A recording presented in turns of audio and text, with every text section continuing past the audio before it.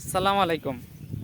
মানুষ কতটা নিকৃষ্ট হলে এমন কাজ করতে পারে চিন্তা করেছেন? একটা জমিতে কি পরিমাণ পরিশ্রম করা লাগে যে একটা জিনিস তৈরি করতে গেলে সেই ফসল বা সেই জিনিস যদি আবার চুরি করে নিয়ে যায় তাহলে কতটা খারাপ লাগে। মানুষ আমাদের এই যে ঘাস বনে দেখতে পাচ্ছেন, দেখেন বিভিন্ন জায়গাতে কি পরিমাণ ঘাস চুরি করেছে। দেখেন এই ফাঁকের থেকে মনে করেন ঘাস কেটে নিয়ে চলে গেছে। আর এই ঘাসগুলো যে কত পরিশ্রম করা লাগে একটা ঘাস তৈরি করতে গেলে, যারা করে তারা ছাড়া আর কেউ বলবে না এই সমস্যাগুলো। আমাদের এই ঘাস বন থেকে ব্যাপক পরিমাণ ঘাস চুরি করে নিয়ে গেছে, প্রায় 3 কাঠা 4 কাঠা মতো ঘাস কাটিয়ে নিয়ে গেছে চুরি করে। আর এই সমস্যার কারণে আমাদের এই প্রায় দীর্ঘ 15-16 দিনের মতো আমাদের এই গরুর ঘাস খাওয়াতে পারিনি। আর যে গরু ঘাস খায় নিয়মিত, সে গরু যদি ঘাস না দেওয়া হয় তাহলে আপনারাই বলেন সে গরু কী অবস্থা হাল হয়।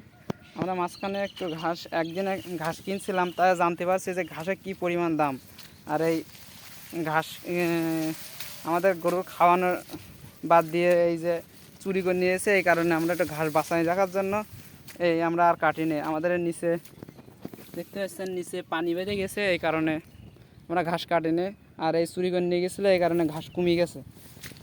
চুরি করে নিয়ে গেছে, কমে গেছে বলতে মানে আমাদের যে পরিমাণ লাগবে তার ছাড়া বেশি তারাই চুরি করে নিয়ে গেছে।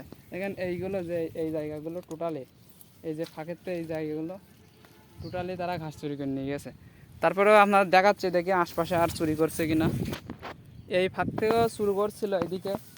তাহলে মানুষ, আপনি চিন্তা করেন সামান্য ঘাসের লোভে মানুষ কি পরিমাণ নিচু মানের কাজ করতে পারে। আর আমাদের দেশে বর্তমানে যে পরিমাণ দুর্নীতি হয় তাহলে হবে না কেন? আপনারাই বলেন। দেখেন আমাদের এই ঘাস বন খুব খারাপ একটা অবস্থা। আর একজন কৃষকের জানেন কি পরিমাণ পরিশ্রম করা লাগে একটা কাজ করতে গিয়ে, আর সেই জিনিস যদি চুরি হয়ে যায় তাহলে কতটা খারাপ লাগে আপনারাই বলেন।